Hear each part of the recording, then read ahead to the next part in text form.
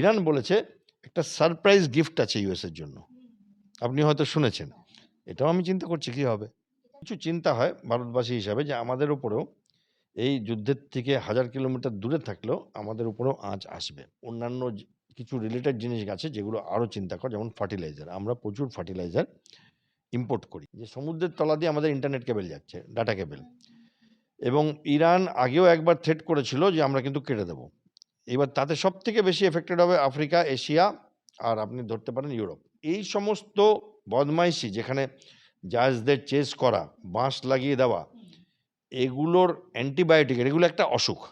লোকে মনে করে মোবোক্রেসি একটা অসুখ, যেখানে আমি আমার বাড়ির থেকে দায় আনবো আর 10টা লোককে বলবো আয়, আর দেখে নেবো পুলিশ থানায় গিয়ে করব, বা দেখে নেবো জাজদের পেটাবো।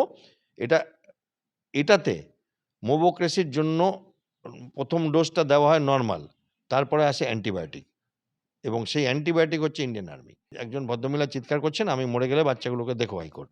হ্যাঁ, মাথা নত হয়ে যায় আমার, কারণ এত ইম্পর্টেন্ট পলিটিক্স, এত ইম্পর্টেন্ট ভোটে জেতা, যে মানুষকে যেমনভাবে করব। তো দেখা যাক, আমি তো জানি এর শেষটা কোথায়, পরিণতিটা কোথায়, যে রাজনীতি করা বন্ধ হয়ে যায়। অত্যন্ত চর্চিত একটি বিষয় তো বটেই। একই সঙ্গে ডোনাল্ড ট্রাম্প তিনি আলটিমেটাম দিয়ে বসলেন যে 48 ঘন্টার মধ্যে হরমুজ প্রণালী যদি না খোলা হয় তাহলে ইরানের অবস্থা কিন্তু নরকে থাকবে। তো এই বিষয়টাকে আপনি কিভাবে দেখছেন? দেখুন, ডোনাল্ড ট্রাম্প আর আমেরিকার কিছু জিনিস দেখছি যেগুলো দেখে একটু আনকমফোর্টেবল বোধ করি। আমেরিকা, আগেকার দিনে কি হতো, যখন গ্রেট ব্রিটেনের বলবলা ছিল, তখন তারা ছিল কলোনি, সাম্রাজ্যবাদী। আমেরিকা দেখছি যে তারা তাদের ইচ্ছাগুলো যখন যেটা হয় সেটা করে নিচ্ছে, এবং বড় নগ্ন রূপে তাদের লোভটা এখন দেখা যাচ্ছে, যেগুলো আগে একটু রাখা ঢাকা থাকতো। ডোনাল্ড ট্রাম্প এবং তার আশেপাশে কিছু চাটুকার আছে যারা তার কথায় হ্যাঁ দিচ্ছে, এবং তিনিও কারো কথা শোনেন না মনে হয়, তিনি তার মতো করেই এগাচ্ছেন। এবং কিছু যুদ্ধপ্রিয় লোক আছে যারা পৃথিবীটাকে একটা অনিশ্চয়তার দিকে নিয়ে যাচ্ছে, অস্থিরতার দিকে নিয়ে যাচ্ছে, নিশ্চিতভাবে, এতে কোনো সন্দেহ নেই। আমেরিকার প্ল্যান ছিল আমরা আসব, যুদ্ধ করব, ওরা টক্স চলুক, টক্সের মধ্যে আমরা প্রিপেয়ার করে নেব, তারপরে নিয়ে নিউক্লিয়ার শেষ করে ইরানকে এমন জায়গায় পৌঁছে দেব যাতে ইরান একদম হাতে পায়ে ধরে ক্ষমা চাইবে, আমরা বেরিয়ে যাব। সেটা হয়নি। রেজিম চেঞ্জ হয়েছে, মানে রেজিম চেঞ্জ হয়নি, বাট একজন টপ লিডার মারা গেছেন, আরেকজন এসে তার জায়গায় বসে গেছেন। আরও কয়েকজন টপ লিডার আইআরজিসির মারা হয়েছে, এবং তার জায়গায় একদম পরের দিনই অন্য লোক এসে সেই একই কাজ করছে যেটা উনি করছিলেন, সেটাও হয়নি। আমি উল্টো আরেকটা জিনিস দেখতে পাচ্ছি, আমেরিকাতে একটা রেজিম চেঞ্জ হচ্ছে, আর্মি চিফ স্যাক হয়ে গেলেন। আপনি দেখেছেন নিশ্চয়ই, এটা কখনো হয় না, যুদ্ধের সময় আর্মি চিফকে স্যাক করছেন আপনি, র্যান্ডি জর্জ। তারপরে আপনি যদি দেখেন ডোনাল্ড ট্রাম্পের অ্যাটর্নি জেনারেল, যিনি ওনার এপস্টিন ফাইলসটা, এবং উনি যত রকম ওনার বিরুদ্ধে যা লিগাল কেসগুলো আছে ওগুলোর জন্য কাজ করছিলেন, প্যাম বন্ডি বোধহয় ওনার নাম, ওনাকে তাড়ানো হলো। কিছু টপ লেভেল মিলিটারি জেনারেলকে পিটার হেগসেথ স্যাক করলেন। উনি হচ্ছেন ডিফেন্স সেক্রেটারি, ওদের বলে সেক্রেটারি অফ ওয়ার এখন বলে, আগে বলতো সেক্রেটারি অফ ডিফেন্স, এই আসার পর থেকে ওটা সেক্রেটারি অফ ওয়ার। হ্যাঁ, এবার এই ডোনাল্ড ট্রাম্প, পিটার হেগসেথ, এদের মধ্যে রিসেন্টলি আমি দেখলাম পিটার হেগসেথকে পোপ বলেছে যে এই লোকটা ভালো খ্রিস্টান না, পোপ বলেছে, মানুষ মেরে আনন্দ পায়, আপনি দেখে নেবেন। এবার পিটার হেগসেথ ছিলেন কে? ওনার কি কোনো মিলিটারি ব্যাকগ্রাউন্ড আছে, যে আর্মিতে যারা বা নেভিতে, এয়ারফোর্সে আমেরিকার জেনারেলরা 40 বছর 35 বছর সার্ভিস করেছে, তাদের পারেন বলে, ক্ষমতা আছে বলে আউট করে দিচ্ছেন? তারা কেন আউট হচ্ছে? তারা পৃথিবীটাকে এরকমভাবে চাইছে না যে তাদের দেশের মানুষ, তাদের দেশের সৈনিক এইরকম জায়গায় পৌঁছে যাক। অলরেডি কিন্তু বহু সৈনিক নিহত হয়েছে আমেরিকার, পুরোপুরি ওরা মিডিয়াতেও দিচ্ছে না, বাট কংগ্রেস তো ডিমান্ড করছে। পিটার হেগসেথ ছিলেন ফক্স নিউজের একজন এমপ্লয়ি, সারা জীবন উনি ফক্স নিউজে 10 বছর, মানে 2014 থেকে 24 বোধহয় ফক্স নিউজে কাজ করতেন। ওনার কোনো ডিফেন্সের কোনো নলেজ নেই। হ্যাঁ, ডিফেন্স সেক্রেটারি হয়ে গেছেন কারণ ডোনাল্ড ট্রাম্প, এবং উনি ওই হিটলারের মতো কথাবার্তা বলতে পারেন, জামা কাপড় পরতে পারেন, এবং উনি বলছেনও মাথায় গুলি মারো, এই করো, এইসব বলছেন, এবং তাই জন্য এখন উনি স্যাক করে বেড়াচ্ছেন লোকেদের। ডোনাল্ড ট্রাম্প আবার যখন দেখছে ইরানের ব্যাপারটা ঘেটে গেছে, তখন উনি পিটার হেগসেথকে স্যাক করবার কথা বলছেন। তো এদের যে মিলনটা হয় সেটা কোনো আইডিওলজিতে না। আমার মনে হয় ডোনাল্ড ট্রাম্পের একটা খুবই বাজে খবর, সেটা হচ্ছে মানে কিভাবে বলি, আমার মনে হয় এনার একমাত্র ইচ্ছা আমেরিকার শক্তি দেখানো না, আমেরিকার মর্যাদা বাড়ানো না, বিশ্বের সমস্যা দূর করা না, এনার একমাত্র ইচ্ছা হচ্ছে পয়সা বানানো। কেন বলছে এই কথা? ইরানকে অ্যাটাক করলো আমেরিকা, এই কারণে নাকি তারা নিউক্লিয়ার বোম বানাচ্ছে এবং ইসরায়েল এবং আমেরিকাকে মারবে। ফাইন, করেছে, ভালো কথা। কোনো পারমিশন নেয়নি, ইউনাইটেড নেশনের কোনো কনসাল্ট করেনি, বাট করেছে। এবার যখন ইরান গালফ কান্ট্রিজগুলোকে অ্যাটাক করলো ড্রোন দিয়ে দিয়ে, তখন গালফ কান্ট্রিজ দেখলো যে অ্যান্টি ড্রোন মিসাইল তাদের কাছে কম আছে, দামি দামি আছে, যেগুলো আমেরিকার সেগুলো খরচায় কুলাচ্ছে না। মানে একটা প্যাট্রিয়ট মিসাইলের যা দাম 250টা ড্রোনের দামের সমান। তো ইরান একটা ড্রোন মারছে তো ওর 250 গুণ খরচা হচ্ছে, মানে $10,000 আর $2 মিলিয়ন। তো ফলে ওরা কুলিয়ে উঠতে পারবে না। তো গালফ কান্ট্রিজগুলো এখন সস্তায় ড্রোন মানে অ্যান্টি ড্রোন টেকনোলজি কোম্পানিরা দিতে পারে। সঙ্গে সঙ্গে একটা কোম্পানি এসে হাজির হয়ে গেছে, জানেন? আমি কোম্পানিটার নাম কি জানেন? পাওয়ার ইউএস। এটা ফ্লোরিডার একটা কোম্পানি। এই কোম্পানিতে কারা বসে আছে জানেন? ডোনাল্ড ট্রাম্পের বড় ছেলে আর মেজো ছেলে। আমার বাবা গিয়ে ইরানে অ্যাটাক করলো। ইরান তখন গালফ কান্ট্রিজে আপনার ইরাকে এবং অন্যান্য গালফ কান্ট্রিগুলো, Kuwait, Qatar, Oman, Saudi Arabia, UAE, Bahrain, এদেরকে অ্যাটাক করলো। তারা তখন বাজারে, আপনি যদি বৃষ্টি পড়ে ছাতা খুঁজবেন, লোডশেডিং হলে জেনারেটর খুঁজবেন, তারা তখন বাজারে গিয়ে অ্যান্টিড্রোন খুঁজছে। তো এসে গেল দুই ছেলে, এরিক আর ডোনাল্ড ট্রাম্প জুনিয়র। কোম্পানির নাম আপনাকে বলে দিলাম, বাকি আপনি রিসার্চ করে নেবেন।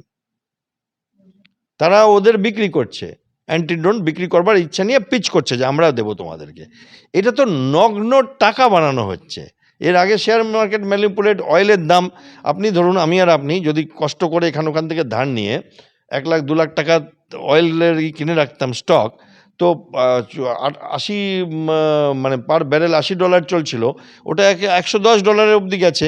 তো আমার তো 1 মাসে 15 দিনে তো টাকা প্রায় 40% বেড়ে যেত, যেটা আমার ব্যাংকে লাগবে 6 বছর। ওরা তো বড় টাকার মালিক, ওরা করেছে, কারণ ওরা তো জানে কি হবে, আমরা তো জানি না, আমরা আন্দাজে করতে পারতাম। ওরা তো জানে আমরা এটা করবো, দামটা বাড়াবো আবার কমিয়ে দেবো। তো এইখানে একটা এইবার কিছু কিছু লোক আমেরিকার মধ্যে আছে ওনার সার্কেলে, যেমন ধরুন ক্যাশ প্যাটেল, এফবিআর, তুলসী গাবার্ড। আমার মনে হয় আস্তে আস্তে এদেরও এখন স্যাক করা হবে। একটা দূরত্ব রচনা করছেন এখন। উনি চাইছেন যে এই মনস্টার, এই দৈত্যর সাথে আমি থাকবো না আশেপাশে, আমার পলিটিক্যাল কেরিয়ার খারাপ হয়ে যাবে। গতকাল দেখলাম ট্রাম্প মাঝখানে চেয়েছিল $200 বিলিয়ন এই যুদ্ধের কারণে আমাদের, সেটা কংগ্রেস তো স্যাংশন করবে, ওরা মানে রুলিং পার্টি সব কিছু করতে পারে না। এইবার এখন দেখলাম $1.5 ট্রিলিয়ন চেয়েছে এবং বলেছে যে ট্রাম্পের নামে যুদ্ধজাহাজ বানানো হবে, যেমন ওদের এয়ারক্রাফট ক্যারিয়ারগুলো সব প্রেসিডেন্টদের নামে। তো প্লাস ওই গোল্ডেন ডোম বানানো হবে ইরানে, যে ইসরায়েলে যেমন আছে। এবং 1.5 ট্রিলিয়ন মানে এটা তো টাকার হিসাবে বললে মানে আমারই মাথা কেটে যাচ্ছে আর কি। বাট মানে 1000 বিলিয়নে হয় 1 ট্রিলিয়ন, তো 1500 বিলিয়ন চেয়েছে। ওদের এখন অবধি ইউএসের 2025-এর ডিফেন্স বাজেট ছিল 900 বিলিয়ন। তো ডিফেন্স বাজেটের প্রায় 60% এক্সট্রা চাইছেন উনি এই যুদ্ধের বাহানা দিয়ে। এই টাকাগুলো আই এম শিওর ওনারই আত্মীয় স্বজনদের কোম্পানিতে খরচা হবে আর কি। আমেরিকান সাধারণ মানুষ, জিনিসপত্রের মূল্য বৃদ্ধি অলরেডি হয়েছে। এবং কালকে ট্রাম্প এই $1.5 ট্রিলিয়ন কোত্থেকে আসবে বলেছেন জানেন? উনি বলেছেন এই যে সোশ্যাল সার্ভিস স্কিমগুলো আমরা করি আমেরিকাতে, এগুলো বন্ধ করে দাও, এডুকেশন বন্ধ করো, মানুষদের ভাতা দেওয়া বন্ধ করো। এই মানে অনেকের আছে না যে ইউএসএতে সোশ্যাল, ইউরোপে আপনি যদি যান সোশ্যাল সার্ভিস স্কিম খুব ভালো, কারণ ওদের পয়সা আছে। ফলে আপনি যদি চাকরি না করেন আপনাকে একটা ভালো অ্যামাউন্ট দেওয়া হবে যতদিন আপনি চাকরি না পাচ্ছেন। স্যুপ কিচেন চলে, এগুলো বলছে বন্ধ করো, এগুলোর দরকার নেই। ওই টাকাগুলো বলছে ডাইভার্ট করে আমাকে দিয়ে দাও যুদ্ধের জন্য। তো এইটা তো পৃথিবীর জন্য একটা ব্যাড নিউজ, ঠিক আছে, আপনি জিজ্ঞেস করলেন বলে। এবার আসি যে আগামীকাল ভোর 5:30-6টার সময় উনি একটা অ্যাড্রেস করবেন আমেরিকার লোকেদের, এই ইরানের সাথে কি ঘটনাটা হবে। আমার মনে হয় ইরানের থেকে ওনারা বড় একটা কিছু অ্যাটাক ফ্যাটাক করে ইরান থেকে বেরিয়ে আসবেন, হরমুজের দায় ঝেড়ে দেবেন, ইরানের দায় ঝেড়ে দেবেন। এবং আপনি গত 2 দিন যদি দেখেন অ্যাটাকের ভোল পাল্টে গেছে। এখন অ্যাটাকগুলো কেমন হচ্ছে, ওদের জলের ওপরে, সিভিলিয়ানের ওপরে ব্রিজ ভাঙছে এবং বলেছে মঙ্গলবার হবে ব্রিজ ভাঙার দিন। কেউ এরকম বলে, একটা রাষ্ট্রপতি বলছে মঙ্গলবার হবে ব্রিজ ভাঙার দিন। ইরান কি করেছে, পুরো গালফ কান্ট্রিজে যতগুলো ইম্পর্টেন্ট ব্রিজ আছে যেগুলো কানেক্ট করে একটা দুটোকে, সেইগুলোর লিস্ট দিয়ে দিচ্ছে ইন্টারনেটে যে এই ব্রিজগুলো আমাদের নজরে রাখছে, ওইখানে হবে। আমি এইবার সিভিলিয়ান, আজকে কিছু শিশু মারা গেছে ইরানে, সিভিলিয়ান ইনফ্রাস্ট্রাকচার, এইগুলো জিজ্ঞাসার জন্য করছে, রাগে করছে যে এরা ভাঙলো কিন্তু মচকালো না। কারণ ইরান তো শেষ হয়ে গেছে, তছনছ হয়ে গেছে, প্রত্যেকটা বিল্ডিং শেষ হয়ে গেছে, এয়ারফোর্স শেষ, নেভি। বাট এয়ারফোর্স শেষ হয়ে গেছে তো ট্রাম্পও বলছিলেন, তাহলে ওই এয়ারক্রাফটটাকে গিরালো কে?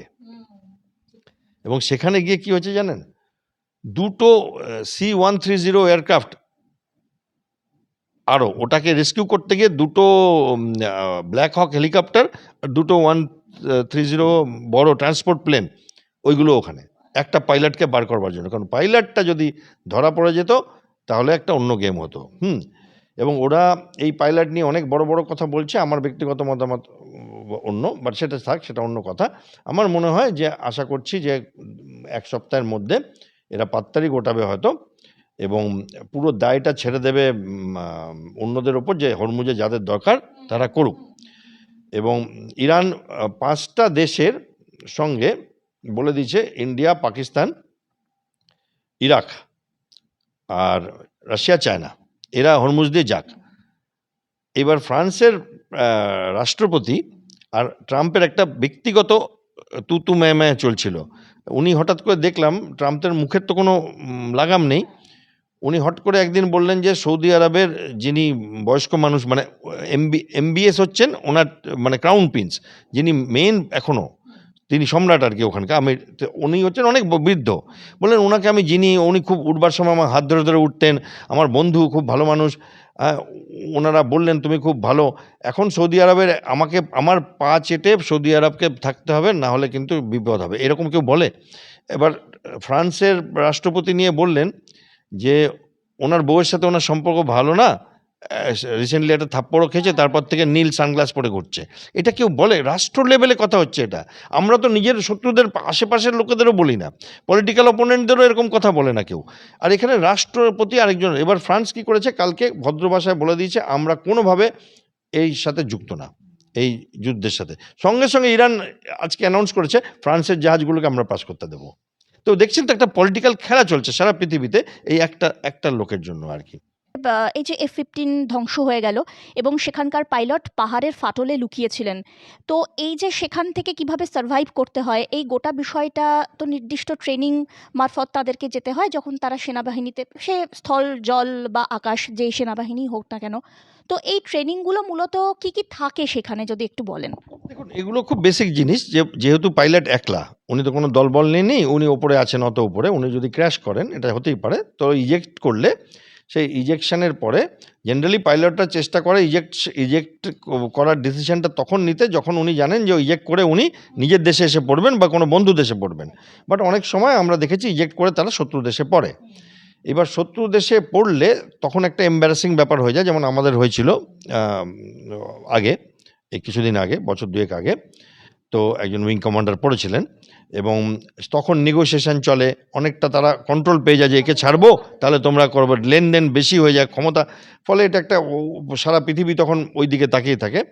তো ফলে পাইলটদের নিজস্ব কিছু ট্রেনিং দেওয়া হয় যে তোমরা যখন দেখলে শত্রু দেশে পড়েছো তাহলে চেষ্টা করবে লুকিয়ে রাখবার। তাহলে কি হয় দেখুন, এই যে ইজেকশনের সিটটা, এটা তো একটা বড় জিনিস, প্যারাশুটটাও থাকে তার সাথে, ওইগুলোকে মানে ধরুন লুকিয়ে দিল, মানে কোনো জলে ফেলে দিল, পুকুরে বা বালির মধ্যে গর্ত করে লুকিয়ে দিল। তারপরে ওদের কাছে একটা স্মল আর্ম, সাইড আর্ম থাকে, পিস্টল, আমাদেরও থাকে ফাইটার পাইলটদের, ম্যাপ থাকে একটা, ইউনিফর্মের মধ্যেই থাকে। এবং যেটা এইখানে আপনি জানতে চাইছেন যে ওনার কাছে কোনো বিপ পাঠাবার মতো জিনিস আছে, যেটা আবার সাধারণ মানুষদের কাছে যে রিসিভার থাকে সেটা ধরতে পারবে না, সেই ব্যান্ডউইডথের বাইরে। এবার এমন বিপ যেটা খুব হাই পাওয়ার্ড সিস্টেমগুলো ধরতে পারবে, এবং তারা ধরে তখন তাকে বাঁচাবার জন্য, তাকে এক্সট্রাকশনের জন্য অ্যাকশন নেবে। এবার এই বিপটা কি আগেও ব্যবহার হয়েছে? হ্যাঁ, আমাদের দেশেও ব্যবহার হয়েছে। আমি আপনাকে বলতে পারি আমাদের একজন চিফ মিনিস্টার ক্র্যাশ করেছিলেন হায়দ্রাবাদ এরিয়াতে, জঙ্গলের মধ্যে, মিস্টার রেড্ডি। তো তখন আমি হায়দ্রাবাদে পোস্টেড ছিলাম। তো তখন ওনার হেলিকপ্টারে কিছুই পাওয়া যাচ্ছিল না।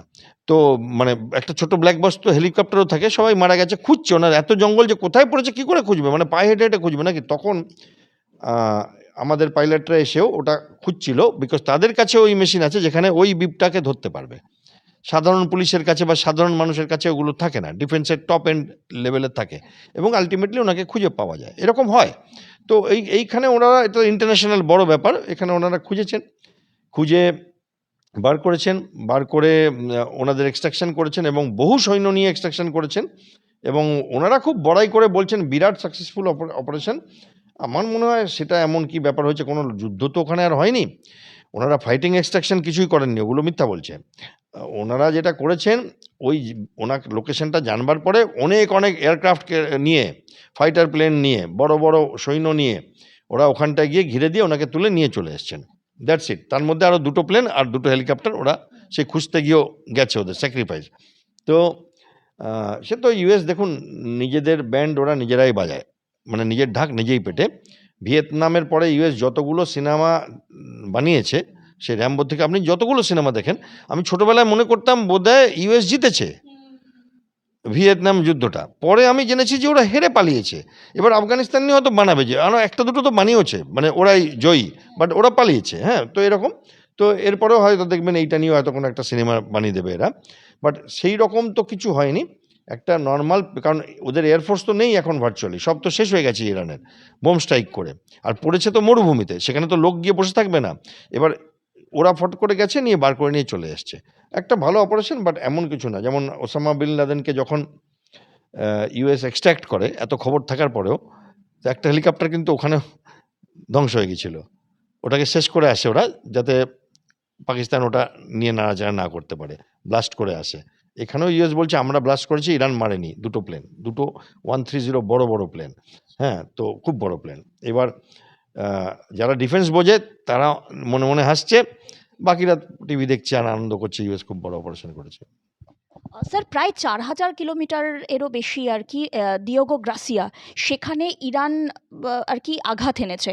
তো স্যার, আপনি কি মনে করছেন যে এত সব কিছুর পরেও তলে তলে ইরান নিজস্ব শক্তি সেটাকে কুক্ষিগত করছে বা বৃদ্ধি করার চেষ্টা করছে? দেখুন, প্রথম কথা, ৪,০০০ কিলোমিটার বটে দিয়েগো গার্সিয়া আইল্যান্ডটা। এবং আমার সৌভাগ্য হয়েছিল এই আইল্যান্ডের উপর দিয়ে যাওয়ার। মরিশাসে মাদাগাস্কারের কাছে যাচ্ছিলাম। তো এইবার এটা ছোট্ট একটা আইল্যান্ড। ইরান কিন্তু ওখানে পৌঁছাতে পারেনি। বাট ওই দিকে মিসাইল তাক করেছে। ইরান ইনটেনশন দেখিয়েছে। ইনটেনশন দেখিয়েছে যে দরকার হলে এবার আমরা ওইটাও নেব। এবার আপনি যেটা জিজ্ঞেস করলেন, ওদের সত্যিই কি ৪,০০০ কিলোমিটারের মিসাইল আছে? থাকতেই পারে। কারণ নর্থ কোরিয়া ইরানের বন্ধু, রাশিয়া ইরানের বন্ধু, চায়না ইরানের বন্ধু। তো ইউএসের বিরুদ্ধে কাজ করবার জন্য ইরানকে ওরা যদি বানিয়ে দিয়ে থাকে, যেটা এখন ওরা বার করেনি, সারপ্রাইজ থাকতেই পারে। যেমন কি আছে, লিস্টে তো নাম নেই ইসরায়েলের, কিন্তু সবাই জানে ইসরায়েলের কাছে আছে। এবং এই মুহূর্তে যারা ওই এনপিটি সাইন করেনি, ভারত, পাকিস্তান আর ইসরায়েল। নর্থ কোরিয়াও করেনি। বাট নর্থ কোরিয়া তো নিউক্লিয়ার পাওয়ার, ভারত তো নিউক্লিয়ার পাওয়ার, পাকিস্তান তো নিউক্লিয়ার পাওয়ার, ইসরায়েল কেন সাইন করলো না? তার মানে তো নিউক্লিয়ার ওপেন স্টেট, বাট ওরা ওরা করেনি সাইন। আপনি দেখবেন বাকি সব দেশ সই করেছে, এই 4টে দেশ করেনি।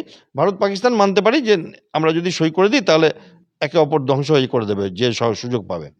ঠিক আছে, নর্থ কোরিয়া ঠিক আছে, পাগল দেশ, করেনি। বাট ইসরায়েল তো নিউক্লিয়ার ওয়েপেন পাওয়ার না, তাহলে ওরা কেন সই করছে না? ফলে সবার কাছেই কিছু লুকানো জিনিস থাকে, খালি যে আমেরিকার কাছে তা আছে তা না। এইবার সেইটা হয়তো ওরা লাস্টে ব্যবহার করবে। কারণ একটা খুব ইম্পর্টেন্ট কোশ্চেন করলেন আপনি, কালকে হট করে মনে পড়ে গেল। ইরান বলেছে একটা সারপ্রাইজ গিফট আছে ইউএস এর জন্য। আপনি হয়তো শুনেছেন। এটাও আমি চিন্তা করছি কি হবে। হ্যাঁ, মজা তো, মিম তো সারাদিন ধরে দেখছি, ডোনাল্ড ট্রাম্পের মিম আর কি। হ্যাঁ, বাট মিম দেখার সাথে সাথে একটা কথা বলবো, কিছু চিন্তা হয় ভারতবাসী হিসাবে যে আমাদের উপরেও এই যুদ্ধের থেকে 1000 কিলোমিটার দূরে থাকলেও আমাদের উপরেও আঁচ আসবে। আমি আশা, মানে ভয় পাচ্ছি, আশঙ্কা করছি, আশা না, যে আমি চাই আমার অ্যানালিসিস ভুল হোক, বাট আমি আশঙ্কা করছি যে আমাদের দেশে পর অনেকগুলো জিনিসের মূল্য বৃদ্ধি হবে।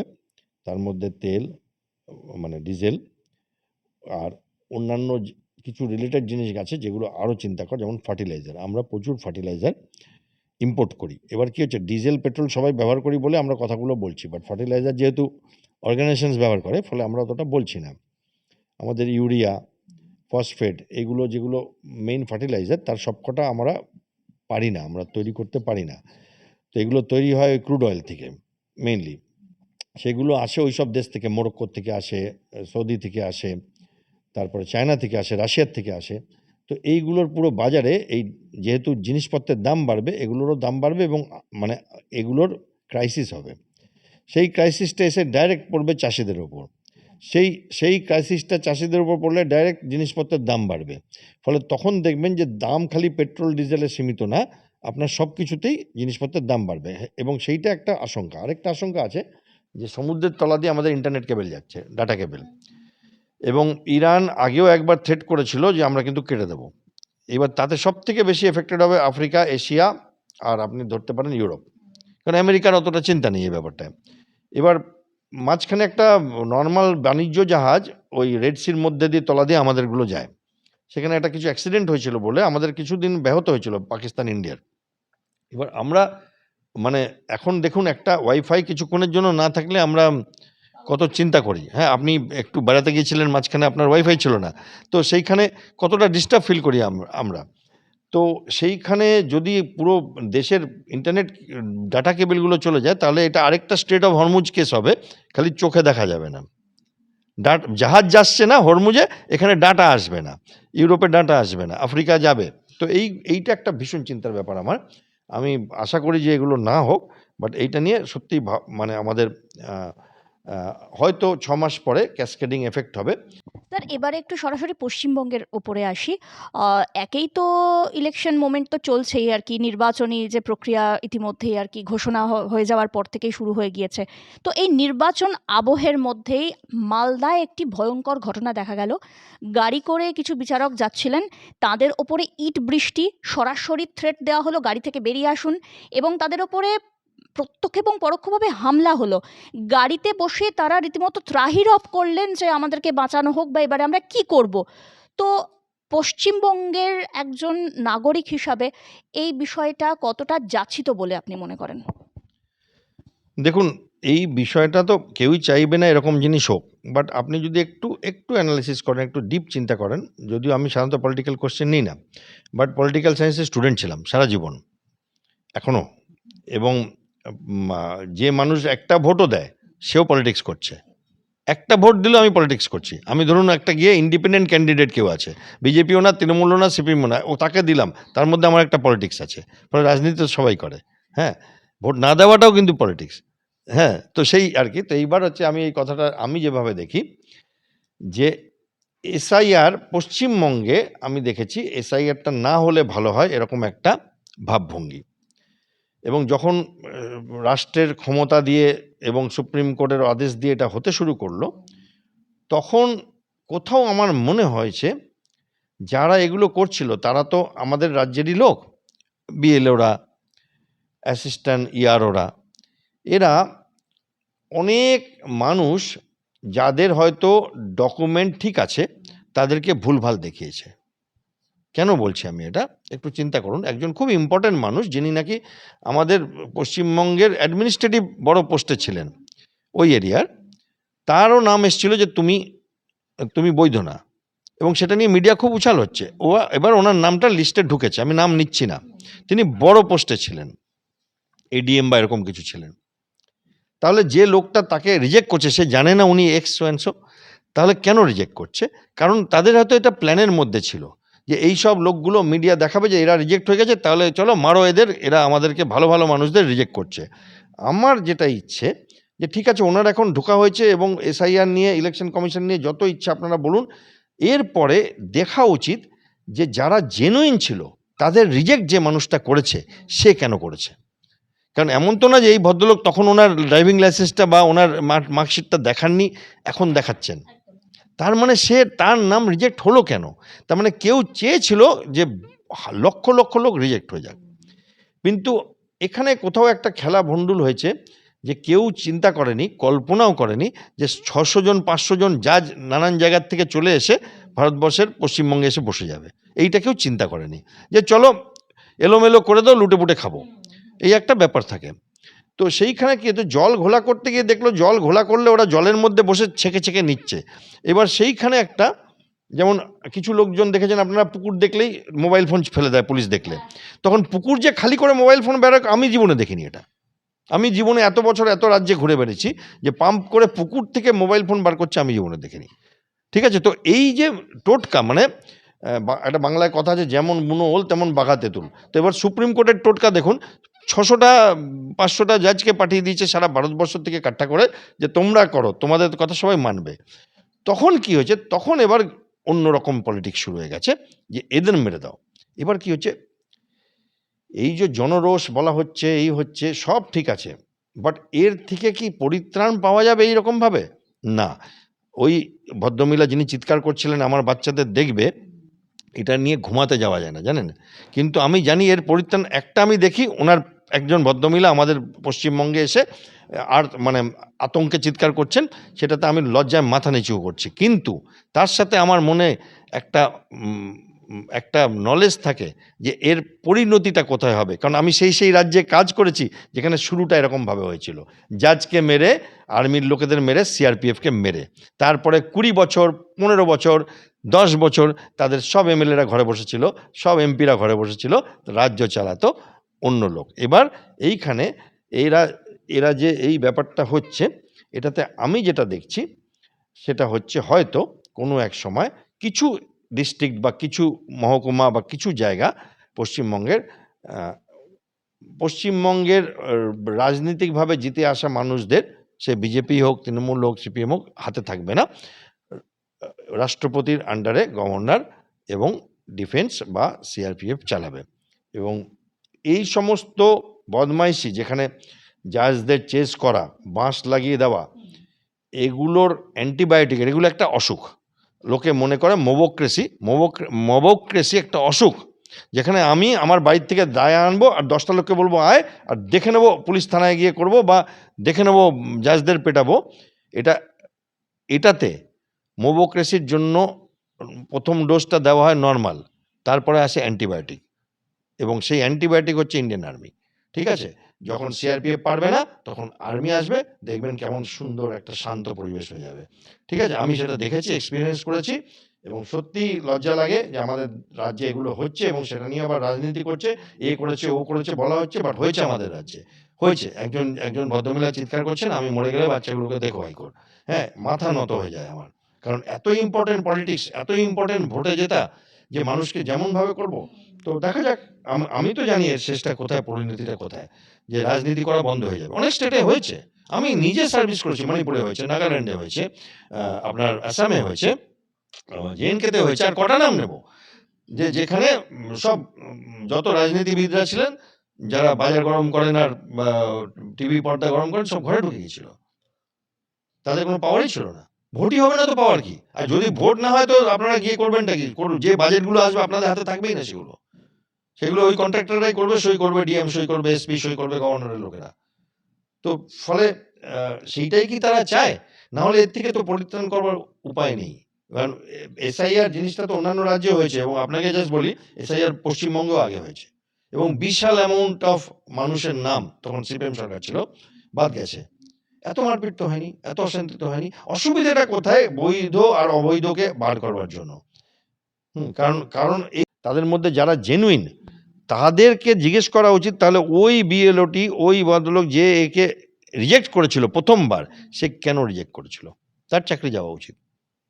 যে তুমি ইচ্ছা করে কি চেষ্টা করছিলে, তোমাদের কোনো এজেন্ডা ছিল যে লক্ষ লক্ষ লোককে রিজেক্ট করে দাও যাতে এরকম রায়ট হয়, যে বা এরকম দাঙ্গা হয়, যে কি ব্যাপারটা ছিল? এবং এইটা হবে নিশ্চয়ই, আশা করছি হবে। বাট যেহেতু আমি আশা করি আপনাকে একটা ব্রডলি ধারণা দিতে পারলাম এই ব্যাপারটা নিয়ে।